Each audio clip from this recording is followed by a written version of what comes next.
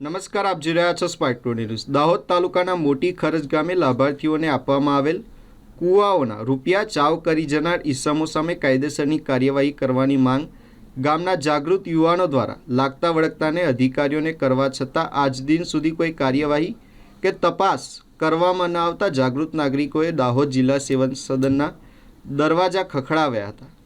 દાહોદ તાલુકાના મોટી ખરજ ગામે ભ્રષ્ટાચારને લઈને મોટી ખરજના જાગૃત યુવાનો દ્વારા દાહોદ જિલ્લા વિકાસ અધિકારી, તાલુકા વિકાસ અધિકારી તેમજ દાહોદ જિલ્લા નિયામક કચેરી ખાતે લેખિત રજૂઆત કરવામાં આવી। તેમ છતાં આજ દિન સુધી કોઈપણ કામગીરી કે કોઈ તપાસ હાથ ધરવામાં ન આવતા છેવટે જાગૃત યુવાનો દ્વારા દાહોદ જિલ્લા સેવા સદન ખાતે આવી દાહોદ જિલ્લા કલેક્ટરને આવેદનપત્ર પાઠવી કૂવાના રૂપિયા બારોબાર ઉપાડી રૂપિયા ચાવ કરી જનાર ઈસમો સામે કાયદેસરની કાર્યવાહી કરવામાં આવે અને સરકાર દ્વારા આપવામાં આવતા લાભો લાભાર્થીને મળે તેવી માંગ કરવામાં આવી છે।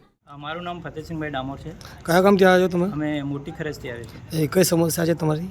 અમારી સમસ્યા એ છે કે સર, જે થોડા સમય પહેલાં અમારે મોટી ખરજ માળફળિયામાં એક શોભનભાઈ મંજીભાઈ માવીને નવરસિંહભાઈ પલાસ જેમના કૂવાઓનું પેમેન્ટ જોબ કાર્ડ દ્વારા ઉપડી ગયું હતું અને એમને કશું ખબર જ નથી મૂળ માલિકોને। એના માટે અમે થોડા દિવસ પહેલાં લગભગ 1 મહિના પહેલાં તાલુકા વિકાસ અધિકારી શ્રી, જિલ્લા વિકાસ અધિકારી શ્રી, નિયામક શ્રી ગ્રામ વિકાસ એજન્સી પર અમે અરજીઓ આપી છે, છતાં પણ અત્યાર સુધી 1 મહિના થવાયો કોઈ પણ આના પર એક્શન લેવાય નથી। એટલા માટે આજે અમે શ્રી કલેક્ટર શ્રી પાસે આવ્યા હતા કે આમના વિરુદ્ધમાં કોઈ પણ જાતની આગળ એક્શન લે, તપાસ થાય અને જે પણ મૂળ માલિકો છે એમને થોડો ન્યાય મળે, એ એટલા માટે અમે આજે કલેક્ટરશ્રીને અરજી આપવા આવ્યા હતા। સાહેબ, મારું નામ ડામોર અર્જુનભાઈ છે।